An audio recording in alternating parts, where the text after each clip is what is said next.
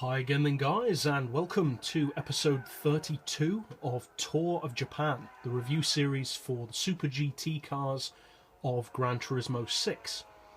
And many of the Super GT cars, as I've mentioned in episodes before, can come across as being kind of much of a muchness.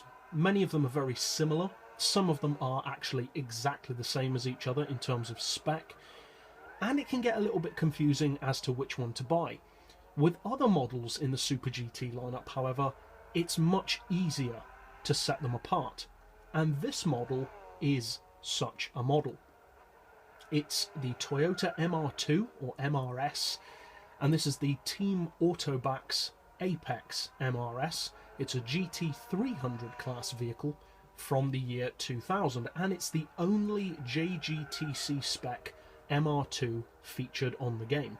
And as far as unique models go, Toyota is pretty good in that regard. They've got the Celica JGTC car, the MR-S JGTC car, and some very, very different types of Supra. Some with large engines, some with smaller, some premium, some not premium. So they've got a pretty good and wide selection. What though does this particular model have to offer? Well, as I said, it's a GT300 car, which is the lower of the two classes. It's powered by a 2-litre engine, and it has a very interesting spec.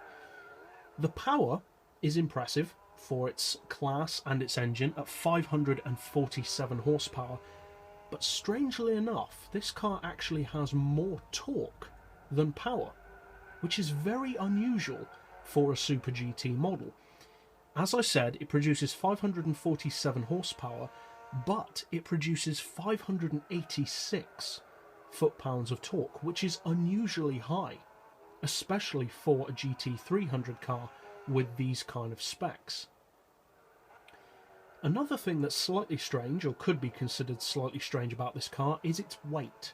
It's a little bit heavier than you might think, at 1,125 kilos, but that's not too surprising, considering that many of the GT300 cars are slightly heavier. The power-to-weight ratio per tonne does unfortunately suffer a little bit due to this at 486 horsepower per tonne, which is a shame because if this car was much, much lighter, that healthy power output could really give it a great power-to-weight ratio. Unfortunately though, that's not the case. Thankfully, however, to make up for the fact that it's not as light as you might hope, it is very compact, and that is a very good advantage to have in the Super GT class, be it GT300 or GT500. And let's face it, not many of them are that compact. Most of them are quite large cars, especially cars like the GTR, which are already large production cars, which are then made even bigger with wide body kits and wings, etc. This car, though, is extremely compact. It has a relatively modest body kit fitted to it, so overall it's a much smaller car than pretty much any of the other GT500 models or GT300 models, and as such it has some very distinct advantages. It may not be the most powerful of Super GT cars, far from it. It's not the lightest either, but that tiny size means that for certain tracks, especially city courses, this car is a superb model to go for.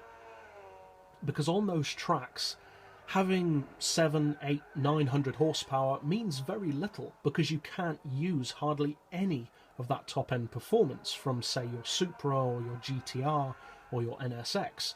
That kind of power is okay for those kind of tracks. Of course, it won't be slow, but this car will always have the advantage on tracks such as London or Hong Kong. Obviously Hong Kong isn't on the game anymore, unfortunately, but that would have been the perfect track for a car like this. Tracks where the big powerful models just never get the chance to pull ahead, and where this car's ultra compact nature really serves as an advantage. It's a very easy car to drive as well, as you'd probably expect. There's tons of grip, it's very easy to drive, very forgiving. I would say a perfect beginner's car for someone who is less versed in driving Super GT machines, because some of them can be a bit challenging to drive considering how much power they're putting down. This model though is very forgiving, very beginner friendly, And also, another reason why it's perfect for beginners, alongside a couple of other models, is the price.